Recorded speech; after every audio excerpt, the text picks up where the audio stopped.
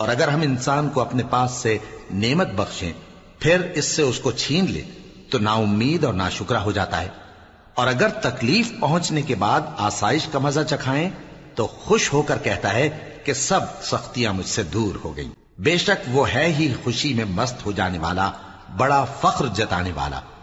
ہاں، جنہوں نے صبر کیا اور عمل نیک کیے یہی ہیں جن کے لیے بخشش اور اجر عظیم ہے۔ تو شاید تم کچھ چیز وہی میں سے جو تمہارے پاس آتی ہے چھوڑ دو، اور اس خیال سے تمہارا دل تنگ ہو کہ کافر یہ کہنے لگیں کہ اس پر کوئی خزانہ کیوں نہیں نازل ہوا، یا اس کے ساتھ کوئی فرشتہ کیوں نہیں آیا۔